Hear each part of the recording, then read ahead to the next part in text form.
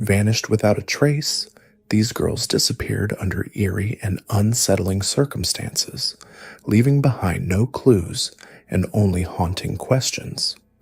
Families torn apart, communities left in fear, and the eerie silence that follows each case grows louder with time.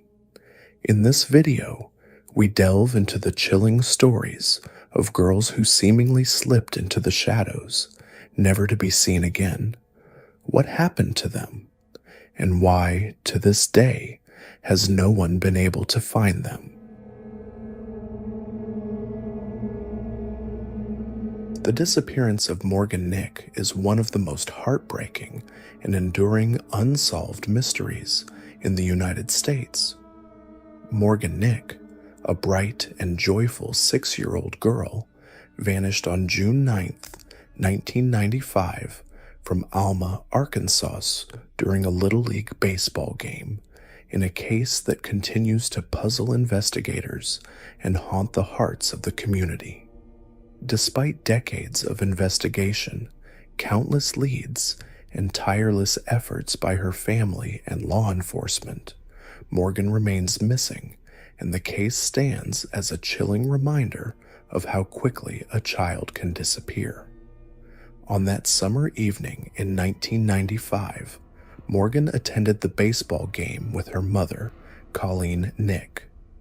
The atmosphere was typical for a small-town event. Children playing, parents cheering, and everyone feeling safe in a familiar environment. During the game, Morgan asked her mother for permission to play with 2 friends nearby. Colleen, wanting to allow her daughter a little independence, agreed, keeping a close eye on her from the bleachers. The children played in a grassy area near the parking lot, catching fireflies and enjoying the evening air. At around 10:45 p.m., when Morgan's friends returned to the bleachers, Morgan was not with them.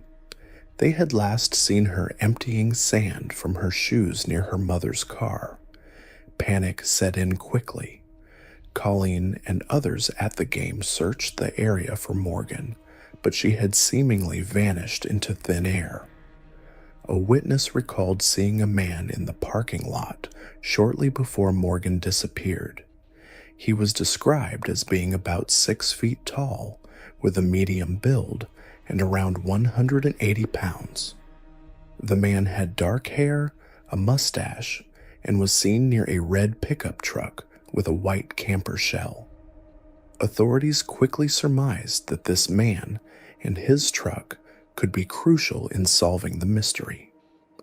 The description of the truck, along with a composite sketch of the man, became central to the investigation, but despite multiple leads over the years, neither the truck nor the man was ever definitively identified. In the immediate aftermath, a massive search operation was launched. The local police, with assistance from the FBI, combed the area surrounding the ballpark and questioned potential witnesses, but no one could provide any solid information on where Morgan might have been taken or who had taken her. Roadblocks were set up, and search teams scoured the area, but Morgan was nowhere to be found. The initial hours and days of the investigation were filled with intense activity, but as time went on and no substantial leads emerged, the case became more difficult to solve. Over the years, the investigation has led law enforcement to follow hundreds of tips and leads. Despite the detailed description of the truck and the man, no concrete evidence has ever surfaced linking anyone to Morgan's abduction. In 2002, police followed a lead to a home in Boonville, Arkansas, where they dug up part of the property, hoping to find answers. Nothing was discovered, and the case remained at a standstill. Another significant lead came in 2010, when investigators searched a property in Spiro, Oklahoma, after receiving a tip suggesting that Morgan's body may have been buried there. Again, no evidence was found. The tragedy of Morgan Nick's disappearance has deeply affected not only her family, but the entire state of Arkansas.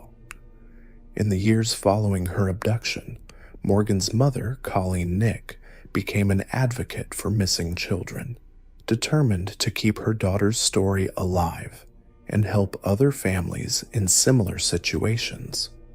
In 1996, just 1 year after Morgan's disappearance, Colleen established the Morgan Nick Foundation, an organization dedicated to assisting families of missing children, raising awareness about child abduction, and advocating for changes in how these cases are handled. The foundation has worked alongside law enforcement agencies, the media, and the public to ensure that Morgan's case remains active and in the public eye. Through Colleen's tireless work, the foundation has helped countless families and has become a critical resource for those affected by similar tragedies. Despite the passing years, Colleen Nick has never given up hope of finding Morgan alive. She continues to hold out hope that someone will come forward with the crucial piece of information needed to solve the case. One of the most lasting impacts of Morgan Nick's case is the Amber Alert system in Arkansas, which is named the Morgan Nick Amber Alert in her honor. The system was implemented to quickly alert the public when a child is abducted, providing crucial information about the child, potential suspects, and vehicles involved. This system has been instrumental in saving countless children's lives, and Morgan's story has helped bring national attention to the issue of child abduction. Over the years, there have been several reported sightings of Morgan, though none have been confirmed. The case has remained a priority for law enforcement, who continue to follow any new leads that emerge. In 2021, nearly 3 decades after her disappearance, a new lead surfaced when investigators searched a home in Spiro, Oklahoma, once again based on a tip.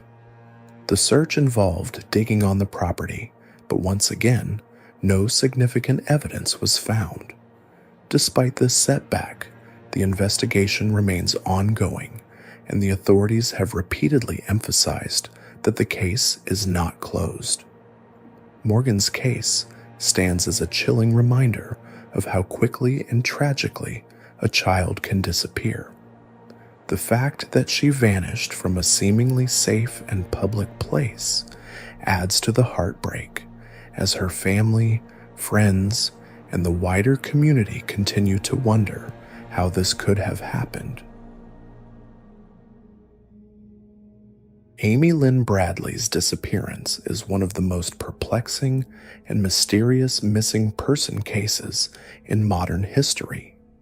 Amy was a 23-year-old woman from Virginia who vanished without a trace during a family vacation on a cruise ship in March 1998.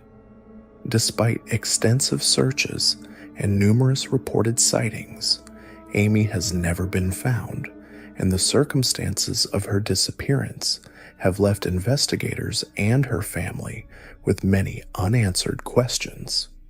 Her case continues to haunt those who have followed it, and theories about her fate range from tragic accident to abduction and human trafficking.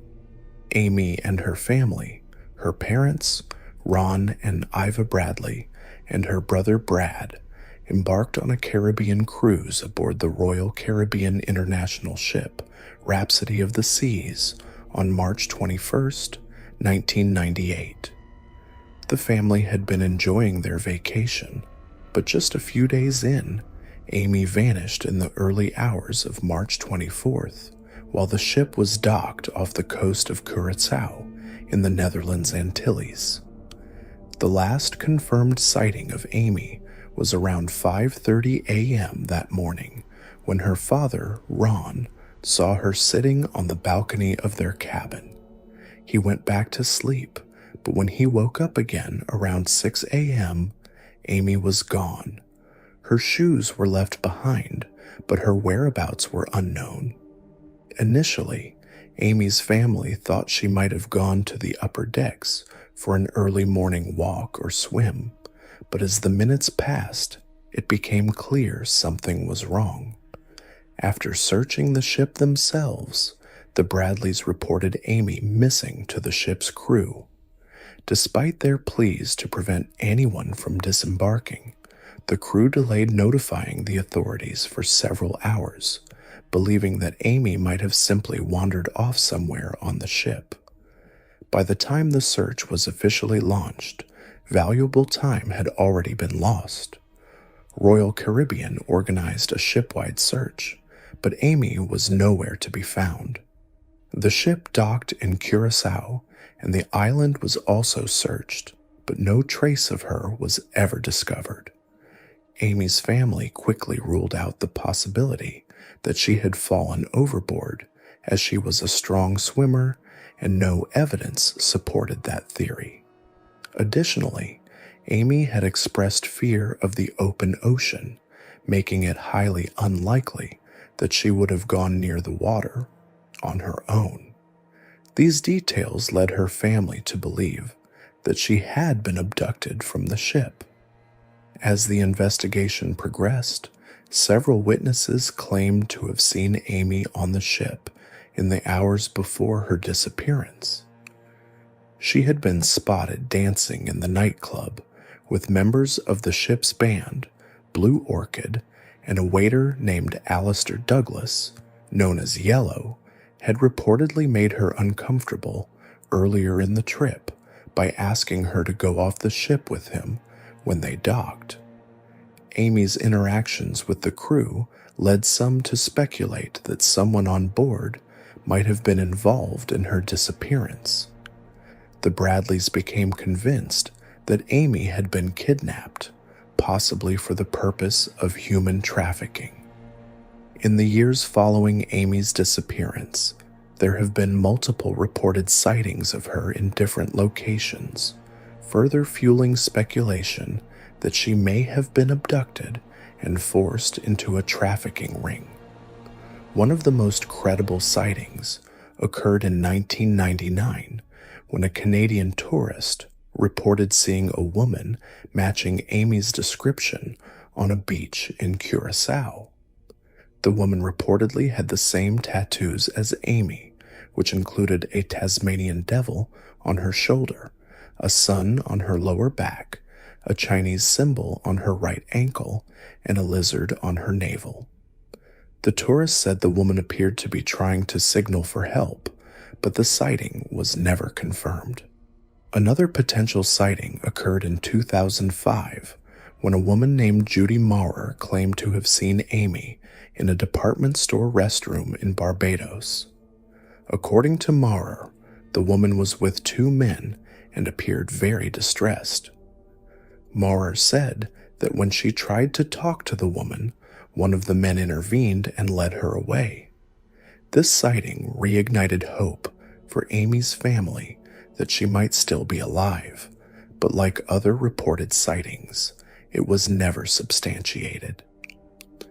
Adding to the mystery, in 1999, the Bradleys received an anonymous email containing a photograph of a woman who bore a striking resemblance to Amy. The photo was found on an adult website, and the woman appeared to be a victim of sex trafficking. The image led Amy's family to believe that she might have been sold into a human trafficking ring, but despite the promising lead, no breakthrough came from this disturbing discovery. Over the years, the FBI and private investigators have continued to follow leads in Amy's case. In 2002, the FBI even offered a $250,000 reward for information leading to her safe recovery and a $50,000 reward for information about her whereabouts. Despite these efforts, Amy's case remains unsolved, and her disappearance is still an open investigation. The case of Amy Lynn Bradley has captured the attention of true crime enthusiasts and investigators for over 2 decades. The sheer mystery of how a young woman could vanish from a cruise ship filled with people, combined with the numerous potential sightings that suggest she may still be alive, has left her family and those following the case in a state of agonizing uncertainty. Her family has never stopped searching for her, holding on to hope that one day they will find answers. The cruise industry has faced criticism for how the initial investigation was handled, with many arguing that the delay in reporting Amy's disappearance allowed crucial evidence and potential leads to slip away. Amy's case also sparked discussions about the safety of cruise ships and the potential dangers posed by trafficking networks operating in the Caribbean and other tourist destinations.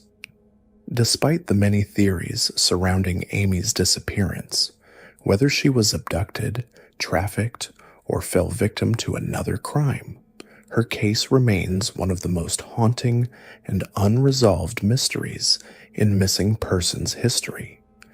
Amy Lynn Bradley was a vibrant young woman with her whole life ahead of her, and her family continues to search for answers, refusing to give up hope that they will one day be reunited with her.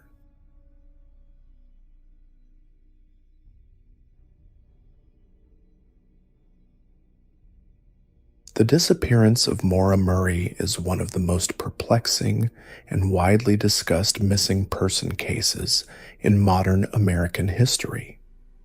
Maura was a 21-year-old nursing student at the University of Massachusetts Amherst who vanished under mysterious circumstances on February 9, 2004, after crashing her car on a rural road in Woodsville, New Hampshire. Despite an extensive search and countless investigations over the years, Maura has never been found, and the mystery surrounding her case has only deepened, with numerous theories emerging about what might have happened to her. Maura Murray was a promising student athlete, excelling in academics and athletics during her time at Whitman-Hanson Regional High School in Massachusetts. She went on to attend West Point, the prestigious U.S. Military Academy, before transferring to UMass Amherst to pursue a career in nursing. To the outside world, Maura seemed like a young woman with a bright future ahead of her, but in the months leading up to her disappearance, she experienced a series of personal challenges that some believe may have played a role in her decision to abruptly leave campus on the day she vanished. On February 9th, 2004, Maura left her university campus after emailing her professors and work supervisor, telling them she was dealing with a family emergency. However, her family later stated that there was no such emergency. Maura then withdrew $280 from an ATM, bought alcohol, and set off in her black 1996 Saturn sedan. Her destination remains unclear, but some theorize she was heading to the White Mountains in New Hampshire, a place she had visited with her family before. Along the way, Maura was involved in a single-car accident on Route 112, a rural stretch of road near Woodsville, New Hampshire. At around 7:30 p.m., a local resident heard the crash and called 911. Another neighbor, a school bus driver named Butch Atwood, stopped to check on Maura, who appeared uninjured but was visibly shaken. Maura told him that she had already called for roadside assistance, which was not true. Atwood offered to call the police for her, but she declined, insisting she didn't need help. Atwood eventually left, and when the police arrived less than 10 minutes later, Maura was gone. Her car was found locked, with her belongings still inside, including the alcohol she had purchased, her textbooks, and a packed bag. There were no signs of struggle or foul play at the scene, but Maura had seemingly disappeared into thin air. The immediate search for Maura was extensive, involving law enforcement, search dogs, and helicopters. Investigators followed her tracks in the snow for a short distance, but lost the trail, leading to speculation that she may have been picked up by a passing vehicle. Despite their best efforts, authorities found no definitive clues as to what had happened to her. The initial assumption was that Maura had wandered off into the woods, but the search turned up no evidence of her presence in the surrounding area. Over the years, many theories have emerged about what might have happened to Maura Murray.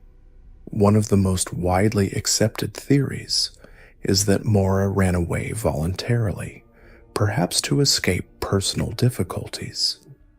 In the months leading up to her disappearance, Maura had been struggling with academic pressure, a recent car accident that had caused significant damage to her father's car, and an incident in which she was caught using a stolen credit card. Some believe these stressors may have led Maura to make a sudden decision to leave her life behind. However, the lack of any confirmed sightings or evidence of her starting a new life elsewhere has cast doubt on this theory. Another theory is that Maura may have been the victim of foul play. The remote location of her disappearance, combined with the fact that she vanished so quickly after the car accident, has led some to speculate that she may have been abducted or harmed by a passing motorist. However, no credible suspects have ever been identified, and there has been no physical evidence to support this theory. The absence of a body or any signs of a struggle has made it difficult for investigators to determine whether foul play was involved.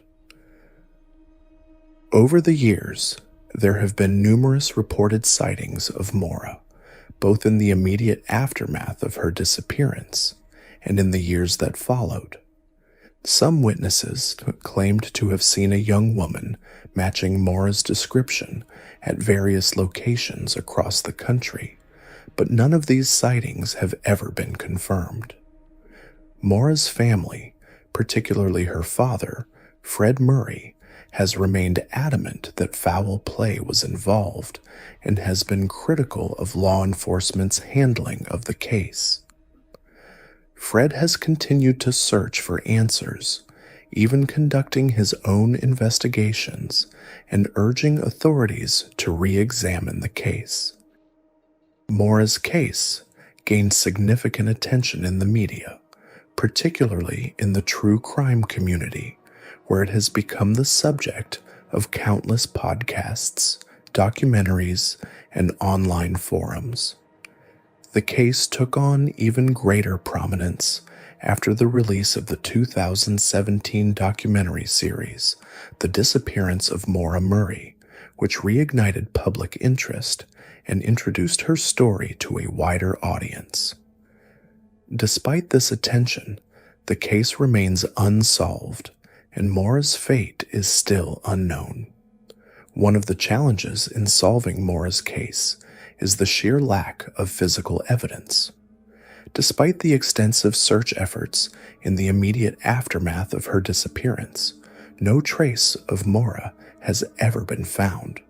Some have speculated that she may have succumbed to the elements and that her body was never found due to the rugged terrain and dense wilderness of the area.